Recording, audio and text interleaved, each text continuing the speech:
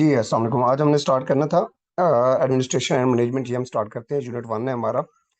Administration management जो है introduction to school management हम स्टार्ट करेंगे। देखें मैनेजमेंट क्या है, एडमिनिस्ट्रेशन क्या है और ऑर्गेनाइजेशन क्या है। देखें ऑर्गेनाइजेशन एक ग्रुप ऑफ द पीपल होता है जो कि स्ट्रक्चर्ड होता है, ठीक है, जो कि कॉमन पर्पस की बेस्ड के ऊपर बनाया जाता है, फिर उसको मैनेज किया जाता है, उसको एडमिनिस्टर किया जाता है। तो ये क्या है, एडमिनिस्ट्रेशन मैनेजमेंट एंड ऑर्गेनाइजेशन कहलाती है। अब हम ऑर्गेनाइजेशन, कंसेप्ट ऑर्गेनाइजेशन से हम जब मूव करेंगे तो उसमें ये होता है कि एन ऑर्गेनाइजेशन जो है वो क्या है, a structure group of the people with a common purpose such as business government department. कोई भी गवर्नमेंट डिपार्टमेंट है, कोई भी बिजनेस डिपार्टमेंट है। जब हम पर्पस क्या होता है गवर्नमेंट ऑर्गेनाइजेशन डिपार्टमेंट जब बिजनेस का कि कॉमन गोल अचीव करना होता है। तो कॉमन गोल अचीव कैसे होता है, जब लोगों का ग्रुप मिल के जो है ना क्या करता है उसके ऊपर वर्क करता है, तो दैट इज कॉल्ड एक ऑर्गेनाइजेशन कहलाती है। It can be viewed as social entity designed to achieve the specific goal through coordinated effort and structured activity। अब देखिए ये वो क्या है, आपको अंडरस्टैंड होता जाएगा। वो खुद बता रहा है कि ये बेसिकली क्या है, सोशल एक्टिविटी है एक किस्म की, जो कि खास पर्पस के लिए जो है क्या की जाती है, कंडक्ट की जाती है। इसमें लोग जो है मिलकर कोऑर्डिनेट करते हैं एक दूसरे के साथ और वर्क करते हैं और स्ट्रक्चर एक्टिविटीज जो है परफॉर्म करते हैं। ये इंस्टीट्यूशंस हो गए, कंपनीज हो गई, एसोसिएशंस हो गई, इंडिविजुअल्स हो गए, to achieve a specific goal achieve करते हैं, ठीक है। उसके अलावा कैरेक्टरिस्टिक्स की हम बात करें तो कैरेक्टरिस्टिक जो है गोल इसकी देखें तो ये क्या है बेसिकली, जो हमारे पास ऑर्गेनाइजेशन है उसकी कैरेक्टरिस्टिक ये है कि गोल ओरिएंटेड होती है। Organisation are establish to achieve the specific objectives. अब ऑर्गेनाइजेशन क्या होती है, एक स्पेसिफिक ऑब्जेक्टिव अचीव करना होता है। ये इसका क्या होता है, गोल ओरिएंटेशन होती है। इसकी गोल क्या होता है, जिस खास किस्म का हमने ऑब्जेक्टिव अचीव करना है। ये किसने का गोल होता है, ऑर्गेनाइजेशन का गोल होता है। डेलिबरेटली स्ट्रक्चर्ड होता है। The activities and the role within the organisation are systematically arranged for the efficiency. देखिए इसमें जो भी प्लान होते हैं, जो भी टास्क होते हैं, वो एक सिस्टमेटिकली प्लान किए जाते हैं, तो वो स्ट्रक्चर्ड होते हैं ताकि हम ऑब्जेक्टिव को अचीव किया जा सके। उसके बाद कोऑर्डिनेटिव एक्टिविटी सिस्टम होता है। कोऑर्डिनेटेड एक्टिविटी सिस्टम क्या होता है कि इसमें लोग जो है ना मिलजुल के काम करते हैं। हायर अथॉरिटी लोअर के साथ, जूनियर के साथ जो है ना मिलकर क्या करते हैं, कोऑर्डिनेट करती है प्लान मैनर के अंदर। उसके बाद link to the external environment. इसके अलावा यही चीज जो ऑर्गेनाइजेशन एक्सटर्नल एनवायरनमेंट के साथ जो है ना लिंक्ड होती है। Organization interact with the influence and are influenced by the external factors such as the market condition, laws and the societal expectations। देखिए कोई भी एक्सटर्नल ऑर्गेनाइजेशन होगी वो एक्सटर्नल एनवायरनमेंट के साथ कनेक्टेड होगी। फर्स्ट एक स्कूल है, वो कनेक्टेड होता है अपने लॉज के साथ, बाहर की कंडीशंस के साथ, बाहर के लोगों के साथ, सोसाइटल एक्सपेक्टेशंस के साथ उसने चलना होता है। स्कूल ऑर्गेनाइजेशन क्या है, हम इसको देखते हैं। स्कूल ऑर्गेनाइजेशन बेसिकली इन्वॉल्व करती है इसमें arranging time, space and personnel to maximise student learning. अब देखिए इसमें क्या पर्पस स्कूल ऑर्गेनाइजेशन का, स्कूल ऑर्गेनाइजेशन का पर्पस ये होता है कि इसमें प्रॉपर एक टाइम टेबल होता है, इसके अंदर प्रॉपर एक स्पेस होती है, इसके अंदर जो है स्टाफ होता है, क्वालिटी एजुकेशन होती है। सारा मकसद क्या होता है कि ज्यादा से ज्यादा स्टूडेंट की लर्निंग हो सके। तो इसका पर्पस क्या है स्कूल ऑर्गेनाइजेशन का, कि हमें स्कूल इस तरह मैनेज करना है कि हम बच्चों की लर्निंग कर सकें। अब ऑर्गेनाइजेशन के जो कंपोनेंट हैं वो देखते हैं कौन कौन से कंपोनेंट ऑफ स्कूल ऑर्गेनाइजेशन देखते हैं। सबसे पहले मास्टर स्केल होता है, जो उस मास्टर स्केल जो स्कूल का होता है प्लान होता है कि कोर्स हमने क्या पढ़ाना है, कौन सा लेके चलना है, किस तरह चलना है। प्लान फॉर द टाइमिंग होती है, सब्जेक्ट होता है, टीचर असाइनमेंट होती है। ये प्री प्लान होती है कि हमने ये सारी क्या करनी होती है, टीचर्स को देनी होती है। टाइम टेबल हो गया, क्लास टाइम टेबल हो गया, स्कूल टाइम टेबल हो गया, टीचर असाइनमेंट हो गई, सब्जेक्ट्स हो गए, हमने जो ना समर सिलेबस हो गया, या हमारा जो टास्क होता है सिलेबस का वो जो है ना प्री प्लान होता है, स्क्वायर्ड होता है, उसको मास्टर स्क्वायर कहा जाता है। उसके बाद स्टाफिंग होती है, टीचर को असाइनिंग, टीचर्स को हमने टास्क असाइन करने होते हैं, एड्स देनी होती हैं, वी एड्स हो गई।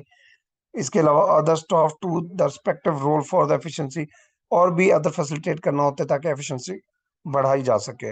रिसोर्स एलोकेशन की जाती है using space and materials effectively for the student benefit. देखिए रिसोर्सेज एलोकेशन क्या है, हम रिसोर्सेज प्रोवाइड करते हैं स्टूडेंट्स को ताकि वो मैक्सिमम क्या कर सके, इफेक्टिवली क्या कर सके, स्टूडेंट्स को बेनिफिट मुहैया कर सकें। उसके बाद ये था स्कूल ऑर्गेनाइजेशन। अब आते हैं एडमिनिस्ट्रेशन की तरफ। अब तक हम ऑर्गेनाइजेशन पढ़ रहे थे, अब हम आते हैं एडमिनिस्ट्रेशन की तरफ आते हैं। एडमिनिस्ट्रेशन क्या है? तो administration basically derive from the Latin ministic, meaning ministic से लिया गया है। एडमिनिस्ट्रेशन किससे लिया गया है? लैटिन वर्ड है मिनिस्टिक, मिनिस्टिक से लिया गया है। किससे लिया गया? लैटिन वर्ड मिनिस्टिक से। इसका मतलब क्या होता है? Service provide to the others for their welfare, यानी कि लोगों को उनकी बेहतरी के लिए सर्विस प्रोवाइड करना, that is called the administration कहलाती है। जैसे कोई ऑर्गेनाइजेशन होती है, एडमन हायर करती है, मैनेजर हायर करती है, उसका पर्पस क्या होता है? उसका पर्पस यही होता है कि उसने पैसे लेकर सर्विस देनी होती है, that is called the administration. It involves formulating objective, वही एडमिनिस्ट्रेशन क्या करेगी? फॉर्मुलेट करेगी, ऑब्जेक्टिव्स करेगी, प्लान करेगी, पॉलिसीज करेगी, टू गाइड एन ऑर्गेनाइजेशन को चलाने के लिए अपनी प्लान और पॉलिसीज देगी। A well structured administration is critical to success of any organisation including schools. ठीक है, इसमें स्कूल्स भी इंक्लूड करके जो है ना हम क्या करते हैं,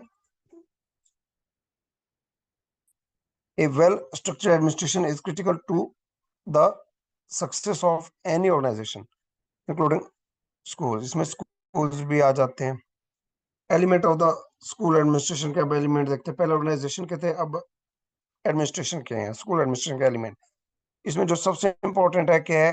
ग्रेग्स व्यू ऑन एडमिनिस्ट्रेशन प्रोसेस। ये क्वेश्चन पूछता है जी, ग्रेग्स का व्यू क्या था, ये किसका व्यू था? तो ये जितने पॉइंट पढ़ेंगे हम, ये ग्रेग्स के होंगे।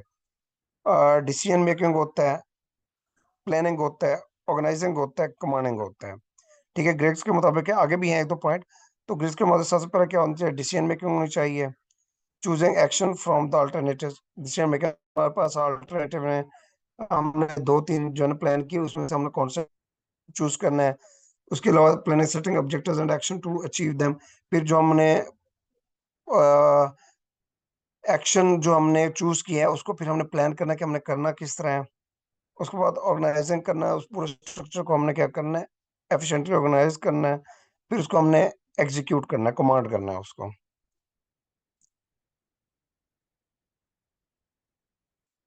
उसके बाद इन्फ्लुएंसिंग है, leading and motivating individual towards the goal. अब आपने क्या करना? इन्फ्लुएंस करना है, इनके ऑर्गेनाइजेशन सबसे मेन एलिमेंट है एडमिनिस्ट्रेशन के, अपने लोगों को अपनी तरफ अट्रैक्ट करना है, इन्फ्लुएंस करना है इंडिविजुअल्स को गोल्स की तरफ, ताकि वो अचीव करें। कोऑर्डिनेटिंग करना है, एक दूसरे के साथ आपने क्या करना है? कोऑर्डिनेट करना है। और एवोल्यूशन करना है, आखिर में असेसमेंट करनी है, असेसमेंट करनी है परफॉर्मेंस को, ताकि हम सक्सेस को गेज कर सकें, जज कर सकें। उसके बाद जी लुथर है, ये LUTH या Luther and Gulick, view on the administration process. Luther और गॉलिक का व्यू क्या था? देखिएगा, post post CRB, post CRB,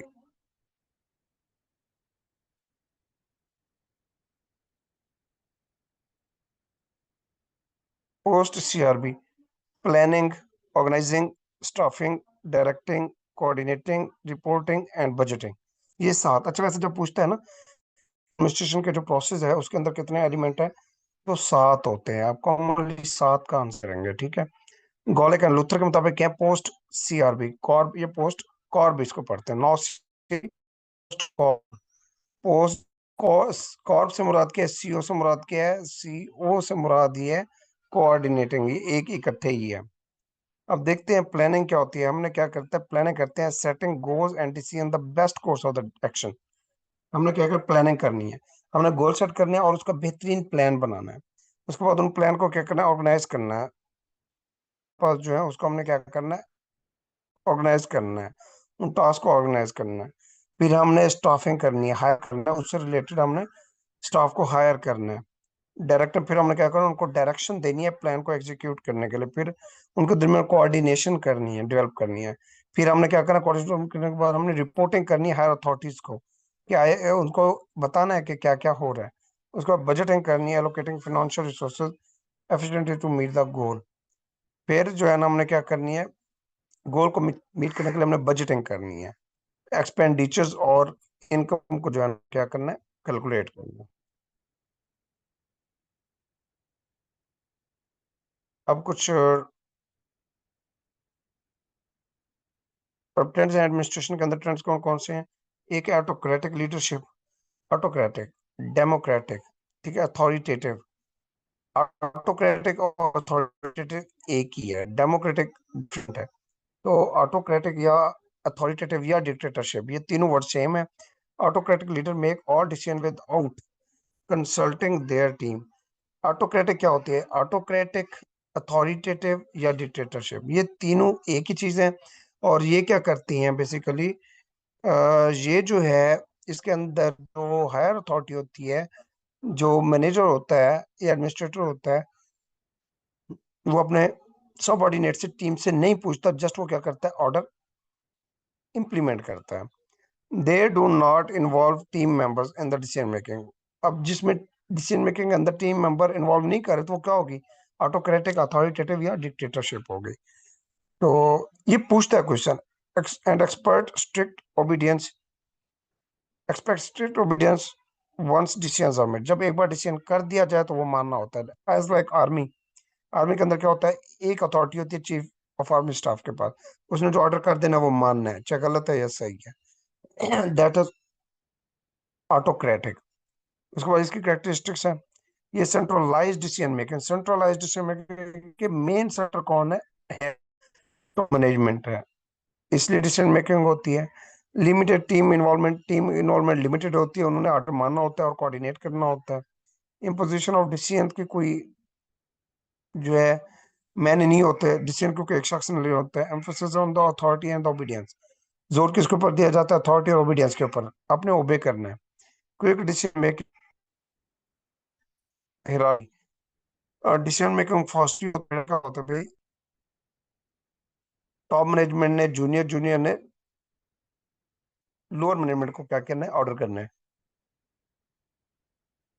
but democratic जो है वो इससे अलग होती है, उलट होती है। डेमोक्रेटिक में क्या होता है, क्या है, the government of the people, by the people, for the people, that is democratic. इसमें कोऑर्डिनेशन होती है, कोऑपरेशन की जरूरत होती है। डिसीजन मेकिंग क्या होती है, इसमें म्यूचुअल शेयरिंग से की जाती है। Democratic leaders actively involve team members in decision making process. उसमें टीम मेंबर इन्वॉल्व नहीं होता, वन पर्सन का डिसीजन होता है, वन मैन आर्मी होता है। इसके अंदर क्या होता है, टीम बैठ के कोऑर्डिनेशन करती है, फिर डिसीजन मेकिंग होती है। They share responsibility for ensuring decisions align with the desired outcome for the group। ठीक है, उसके बाद प्रॉपर इसमें से डिसीजन किया जाता है जो ग्रुप के एक्सपेक्टेशन के मुताबिक होता है। कैरेक्टरिस्टिक्स क्या है, इंक्लूसिव डिसीजन मेकिंग होती है, मिलजुल के decision making, collaboration and team work होता है, शेयर रिस्पॉन्सिबिलिटी होती है, ओपन कम्युनिकेशन होती है, और high employ engagement and diverse perspective होती है। इसमें क्या होता है, एम्प्लॉय एंगेजमेंट से मुराद के टीम कोऑर्डिनेशन होती है। Time consuming decision making process, potential for conflict. अब देखिए, जब चार पांच बंदे बैठेंगे, जब अपना डिसीजन करेंगे तो क्या होगा, टाइम कंज्यूमिंग होगा, हर की अपनी होगी, तो कॉन्फ्लिक्ट भी रेज हो सकता है।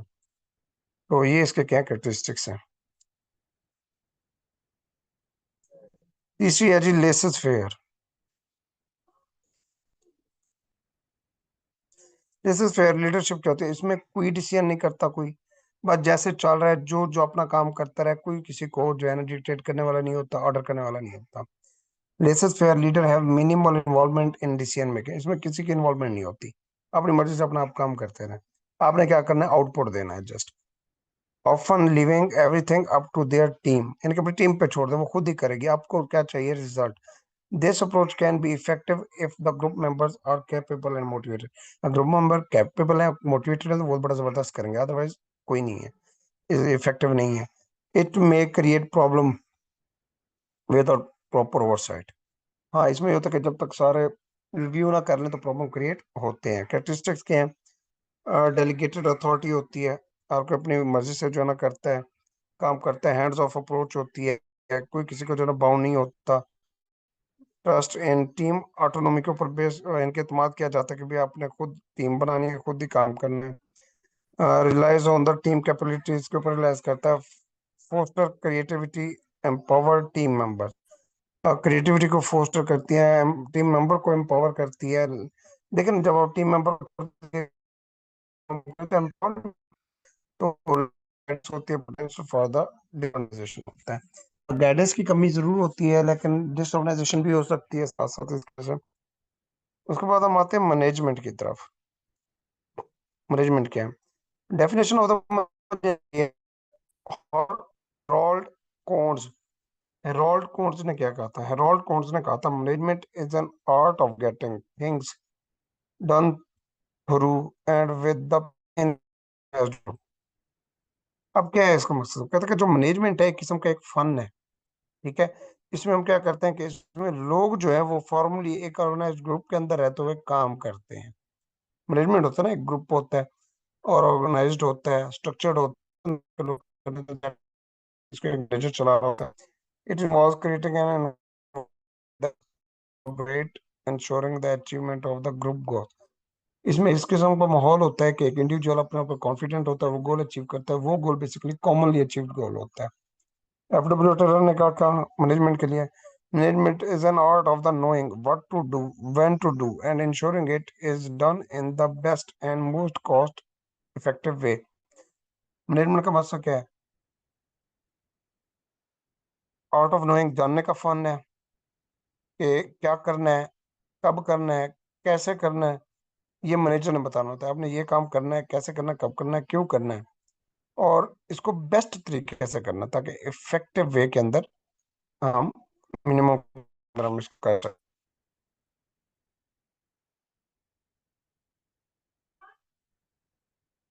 हैं। Management as a distinct process. Management as a distinct process में क्या कहता है? वो कहता है management is a distinct process comprising planning, organising, actuating and controlling. और मैनेजमेंट क्या है? अगर डिस्टिंक्ट प्रोसेस की बात करें, एक यूनिक प्रोसेस है। इसके अंदर क्या होता है? इसके अंदर प्लानिंग भी होती है, ऑर्गेनाइजिंग भी होती है, एक्चुएटिंग भी होती है, and controlling it is executed to determine and accomplish of using human being and the other resources। उसके अलावा ये क्या होता है जी? बेसिकली डिस्टिंक्ट प्रोसेस, ये जो है ये प्रोसेस एक तो प्लानिंग, ऑर्गेनाइजेशन, एक्चुएटिंग और कंट्रोलिंग पर मुश्तमिल होता है। उसके अलावा ये जो है एग्जीक्यूट करता है, ऑब्जेक्टिव जो होते हैं उनको अचीव करने के लिए प्लान जो होता है हमारा उसको एग्जीक्यूट करता है। इसने कहा था जॉर्ज कंपनी, इसकी देखें।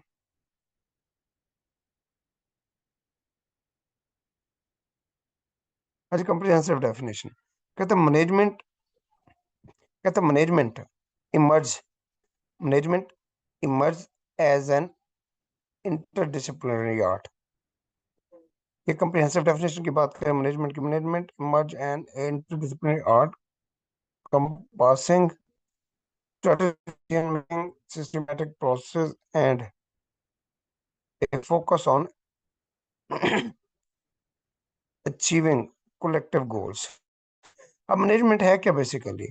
वो कहता है कि मैनेजमेंट जो है एक फन है, इंटरडिसिप्लिनरी, यानी कि इसके अंदर एक लोग जो कि स्ट्रेटेजिक डिसीजन मेकिंग करते हैं, प्लानिंग करते हैं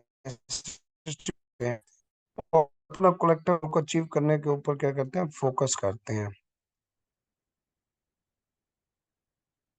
it involves understanding the human element, leveraging resources efficiently for the optimal outcomes।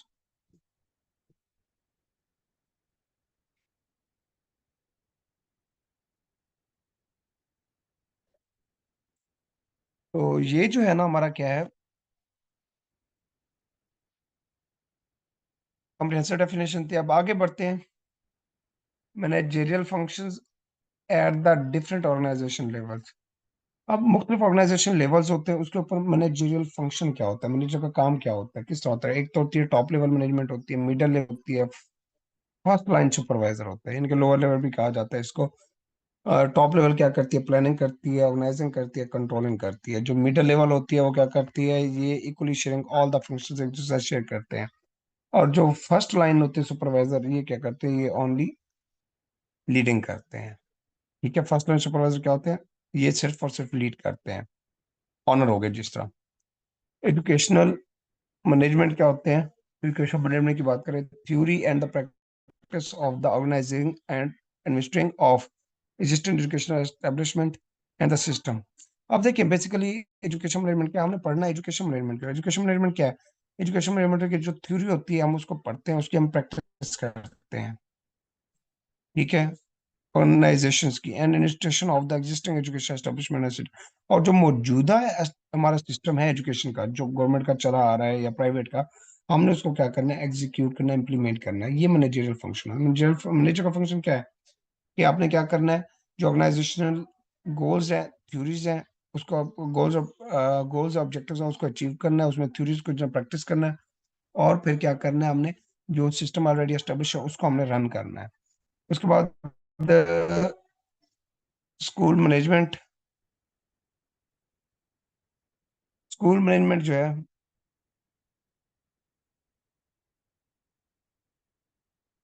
School management की बात करें तो theory and the practice of organisation and administration of the existing, not educational, ये देखें, बल्कि स्कूल मैनेजमेंट यहाँ से होगा the branch of pedagogy that studies the means and the method of the administrating school. अब स्कूल मैनेजमेंट क्या होती है? बेसिकली स्कूल मैनेजमेंट ये एक पेडागोजी की ब्रांच है, मेथड्स ऑफ टीचिंग की एक ब्रांच है। इसमें हमने क्या करना है कि हमने जो है वो मेथड्स और मीन को स्टडी करना है, जो कि स्कूल को एडमिनिस्ट्रेट करते हैं, स्कूल को कंट्रोल करते हैं, स्कूल को रन करते हैं। हमने जस्ट वो चीज हमने क्या करनी है? स्टडी करनी है। That is called the school management कहलाता है।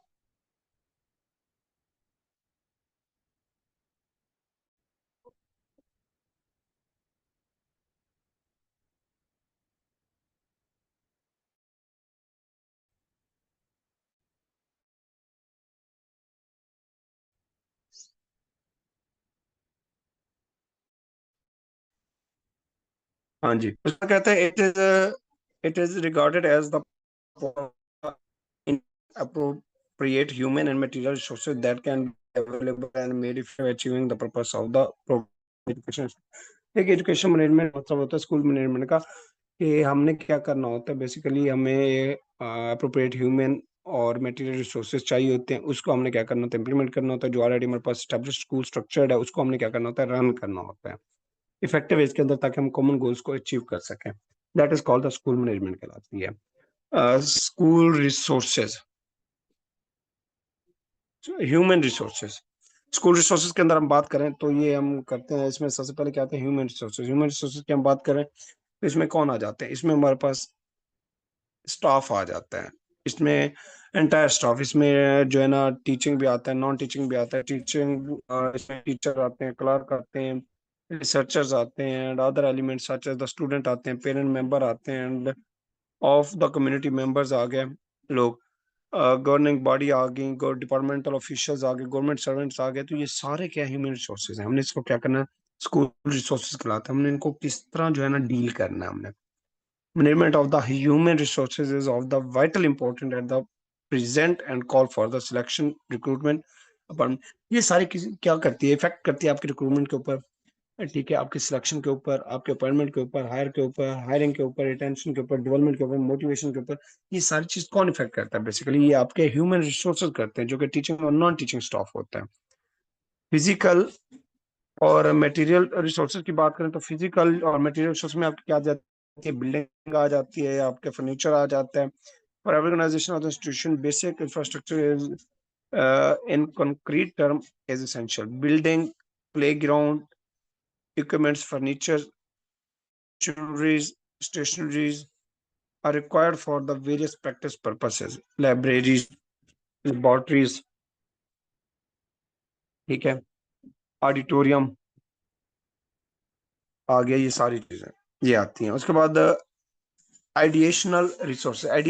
आइडियल रिसोर्सेज जो होते हैं, the resources which are mostly ideas and the ideal, वो जो ज्यादातर आइडियाज और आइडियल के ऊपर बेस करते हैं। हेरिटेज हो गया, images are the curriculum, methods of teaching हो गया, इनोवेशंस हो गए, एक्सपेरिमेंट्स हो गए, ठीक है। तो ये क्या है? हमारे पास एडिशनल रिसोर्सेज है।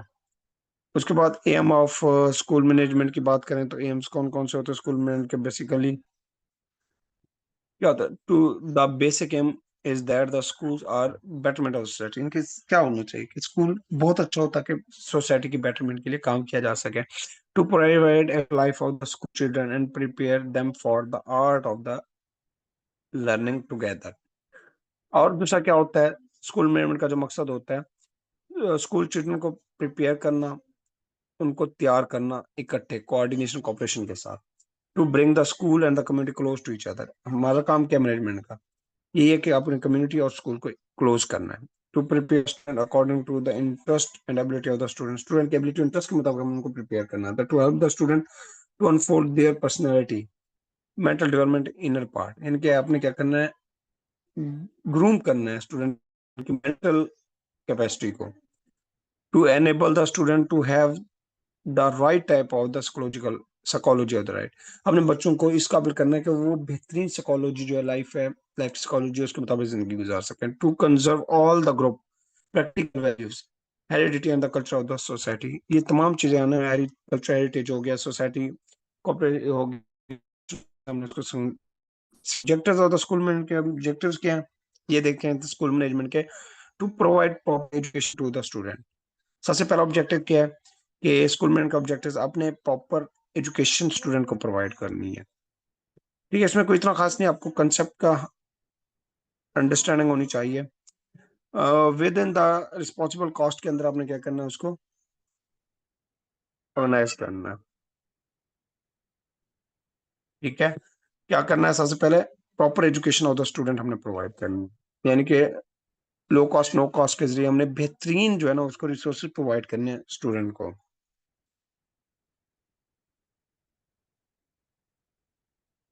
यानी कि इसका मतलब क्या है, proper education to the student के अच्छा स्टाफ, अच्छी एजुकेशन होनी चाहिए, क्वालिटी एजुकेशन होनी चाहिए।